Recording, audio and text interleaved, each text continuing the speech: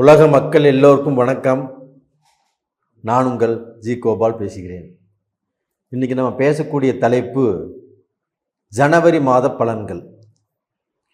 உங்கள் எல்லாத்துக்குமே ஆங்கில புத்தாண்டு வாழ்த்துக்கள். இப்போ இந்த ஜனவரி மாதமாகப்பட்டது கிரகங்களினுடைய அமைப்பு எப்படி இருக்குன்னு பார்த்துக்கோங்க.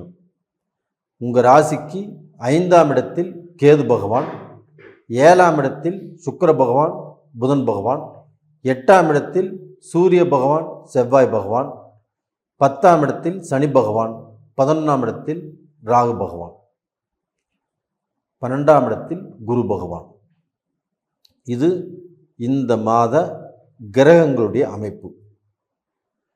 இப்போ இந்த வருஷம் பிறக்கிறது. இந்த வருஷம் பிறக்கும்போது ஒவ்வொருத்தருடைய மனசுலேயுமே எனக்கு நல்ல வாழ்க்கை அமையணும், என்னுடைய கடன் தீரணும், எனக்கு சீக்கிரமாக கல்யாணம் ஆகணும், எனக்கு குழந்தை பாக்கியம் கிடைக்கணும், நான் வாழ்க்கையில் கஷ்டப்பட்டாது எப்படியாவது நல்ல நிலைமைக்கு வந்துடணும், இந்த வருஷம் இருந்த கஷ்டங்கள் இந்த வருஷம் இருக்கக்கூடாது, நான் நிம்மதியாக நான் சாப்பிடணும், நிம்மதியாக அந்த குடும்பம் இருக்கணும், இப்படின்னு எத்தனை பேர் எதிர்பார்ப்போட இந்த வீடியோவை பார்க்குறீங்க. நானும் உங்களுக்கு அதான் சொல்கிறேன், என்னையும் சேர்த்து சொல்கிறேன். நீங்கள் இப்போ இறைவன்கிட்ட கேட்டுக்கிட்டதில்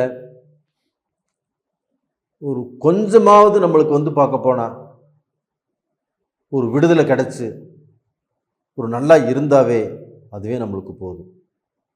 கண்டிப்பாக அந்த விடுதலை கிடைக்குமா அப்படிங்கிறதான் இந்த பதிவில் பார்க்குறோம். ரிஷப ராசிக்கு 7ஆம் இடத்தில் சுக்கிர பகவான் இருக்கிறாங்க, புதன் பகவானும் இருக்கிறாங்க.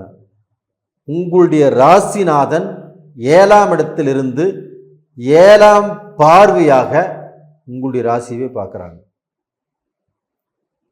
இது ஒன்று போதுங்க. உங்களுடைய ராசிநாதன் எப்போ உங்களை பார்த்துட்டாங்களோ அப்போ உங்களுக்கு நல்ல வைராக்கியம், நல்ல திடகாத்திரம், நான் எதையுமே சாதிப்பேன், எதையுமே சம்பாதிப்பேன், என்னால் உருவாக்க முடியும், சாதிக்க முடியும் அப்படிங்கிற நம்பிக்கை உங்களுக்கு வந்தாச்சு. இந்த நம்பிக்கையும் இந்த தைரியமும் தன்னுடைய மனசுக்குள்ள ஆழமாக பதிஞ்சிருச்சுனாவே எதையுமே நீங்கள் முயற்சி பண்ணி பார்ப்பீங்க, முயன்று பார்ப்பீங்க, நீங்கள் சாதிப்பீங்க.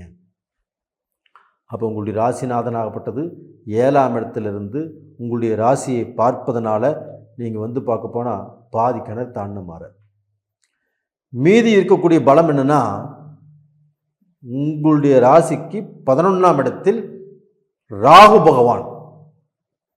அப்போ இந்த ராகு பகவான் ஆகப்பட்டது ஒரு ஜாதகத்தில் 3, 6, 11ஆம் இடத்தில் ராகு பகவான் இருந்தால் கண்டிப்பாக அந்த ஜாதகருக்கு வெற்றி மேல் வெற்றி கண்டிப்பாக குவியும், வெளிநாட்டு வாய்ப்புகள் கண்டிப்பாக அமையும், தான் ஆசைப்பட்டதை எல்லாத்தையுமே சாதிக்க முடியும், அதற்குண்டான முயற்சிகள் பண்ணி வெற்றியும் அடைய முடியும். அப்போ அந்த ராகு பகவானுடைய அனுகிரகமாகப்பட்டது உங்களுக்கு மழை போல் செல்வாக்கையும் ஒரு செல்வத்தையும் உங்களுக்கு இந்த வருஷத்தில் கண்டிப்பாக கொடுப்பதற்குண்டான யோகம் இருக்கிறது. பயப்பட வேண்டாம், கவலைப்பட வேண்டாம் ரிஷபராசி நேயர்களே. அப்போ இந்த 2 கிரகம் போதுங்க உங்களை பார்க்க போனால் ஒரு நல்ல ஸ்தானத்துக்கு, ஒரு நல்ல பொசிஷனுக்கு. நீங்கள் கடந்த காலங்களில் கஷ்டப்பட்டு உங்கள் வாழ்க்கையில் பார்க்க போனால் எங்கே போகிறதுனே தெரியாமல் எவ்வளவோ இடைஞ்சல்களுக்கு எல்லாமே ஆளாகி கோர்ட்டு கச்சேரி பிரச்சனை வம்பு வழக்கு எல்லாத்தையுமே பார்த்து வந்தாச்சு. அப்போ இந்த பீரியடில் பார்க்க போனால் நீங்கள் ரிஷபராசி உழைக்க தெரிந்தவர்கள், உழைப்பை நம்பி இருக்கிறவங்க. ரிஷபராசியில் பிறந்தவங்க 100க்கு 75 பேர் பிஸ்னஸ் தான் பண்ணிட்டு இருக்கிறீங்க. அந்த பிஸ்னஸ் பண்ணுறதுனா நீங்களே முதலாளி, நீங்களே தொழிலாளி, அந்தளவுக்கு இறங்கி வேலை செய்வீங்க. அப்போ பார்க்க போனால் நீங்கள் தொழிலாளியாக இருந்து முதலாளி ஆனவங்க நீங்கள். அப்போ அந்த ஒரு பிஸ்னஸ்னால் அந்த பிஸ்னஸில் எல்லா சூட்சமங்களும் தெரியும். அப்படி கஷ்டப்பட்டு நீங்கள் உழைச்சி நீங்கள் சம்பாரித்து என்ன பண்ணீங்க? எல்லாத்துக்கும் கொடுத்தீங்க. அண்ணன் தம்பி கொடுத்தீங்க, அக்கா தங்கச்சி கொடுத்தீங்க, உறவுக்காரங்களுக்கு கொடுத்தீங்க, நண்பர்களுக்கு கொடுத்தீங்க. ஆனால் உங்களுக்குன்னு எதையுமே நீங்கள் எடுத்து வச்சுக்கல. அப்போ டோட்டலாக பார்த்தீங்கன்னா உங்களுடைய வாழ்க்கையில் நான் கஷ்டப்பட்டேன், நான் உழைச்சேன், நான் சம்பாரித்தேன், எனக்குன்னு எதுவுமே இல்லையே அப்படிங்கிற நினைக்க தோன்றுது இல்லைங்களா? இதுக்கு மேலே நீங்கள் கண்டிப்பாக உங்களுக்கோசரம் வாழ வேண்டிய காலம் வந்தாச்சு. அதுக்கு தகுந்த மாதிரி கிரகங்களுடைய அமைப்பும் உங்களுக்கு இப்போ சிறப்பாக இருக்குது. அப்போ இந்த கிரகங்களுடைய அமைப்புனால உங்களுடைய வாழ்க்கையில் உங்களுடைய வாழ்க்கை தரம் மாறப்போகுது, உங்களுடைய அந்தஸ்து மாறப்போகுது, உங்களுடைய முன்னேற்றம் நல்ல நிலைமைக்கு வரப்போகுது. இது மாதிரி வாய்ப்புகள் இப்போ இருக்குது உங்களுக்கு. இது போக உங்கள் ராசிக்கு வந்து பார்க்க போனால் 8ஆம் இடத்துல செவ்வாயும் சூரியனும் இருக்கிறாங்க. இந்த சூரியன் ஆப்பட்டது கொஞ்ச நாள் கழித்து மகரத்துக்கு போயிடுவாங்க. செவ்வாய் அங்கேயே இருப்பாங்க. செவ்வாய் 8ல் இருந்தாலும் உங்களுக்கு எந்த பிரச்சனையும் இல்லை. குரு பார்க்குறாங்க செவ்வாயை. அப்போ குருமங்கள யோகங்கிறது இருக்குது. அப்போ உங்களுக்கு 12ஆம் இடத்து அதிபதியை செவ்வாயை குரு பார்க்கறதுனாலையும் உங்களுக்கு வரக்கூடிய விரயங்கள் சுபவிரயமாக மாறும். அதுபோக உங்களுடைய 12ஆம் இடத்து அதிபதியை குரு பார்க்கறதுனால உங்களுடைய வாழ்க்கையில் தாம்பத்திய வாழ்க்கை நல்லா இருக்கும், குடும்பத்தில் சந்தோஷங்கள் இருக்கும், வெளிநாட்டு வாழ்க்கை நல்லா இருக்கும். வெளிநாட்டுக்கு யார் யார் போகிறேன்னு நினைக்கிறீங்களோ அவங்க எல்லாமே போகலாம். படிப்புங்கிறது 7ஆம் இடத்துல புதன் இருக்கிறதுனால படிப்பில் இப்போ எந்த ஒரு குறையும் வராது. அப்படி அந்த குறைங்கிறது வருதுன்னா படிப்பு நல்லா படிப்பீங்க, நல்ல எக்ஸாம் எழுதுவீங்க. ஒரு கோர்ஸை சூஸ் பண்ணும்போது எந்த கோர்ஸ் எடுக்கலாம் அப்படிங்கிறதுல கொஞ்சம் குழப்பங்கள் வரும். அப்போ அந்த சமயத்தில் உங்களுடைய குருமார்கள், உங்களுக்கு பாடம் சொல்லி கொடுக்குறவங்க, உங்களோட மூத்தவங்க, அவங்க சொல்கிறத கேளுங்க. அப்போ டோட்டலாக பார்த்தீங்கன்னா இப்போ செவ்வாயுடைய பலம் இருக்கிறதுனாலையும் புதன் நல்லா இருக்கிறதுனாலையும் படிப்பு நல்லா வரும். செவ்வாய் நல்லா இருக்கிறதுனாலையும் ஒரு வைராக்கியம், ஒரு தெம்பு, ஒரு கர்வம், நான் சம்பாதிக்கிறேன், நான் சாதிக்கிறேன், நான் முன்னுக்கு வந்துடுவேன் அப்படிங்கிற ஒரு கர்வம் வரும். அந்த கர்வத்தினாலே நீங்கள் சம்பாதிச்சிருவீங்க. இது எல்லாத்தை விட சனி பகவான் 10ஆம் இடத்துல இருக்கிறாங்க. அப்போ 10ஆம் இடத்துல ஒரு பாவகிரகம் மாதிரி இருக்கணும் அப்படிங்கிறது நியதி.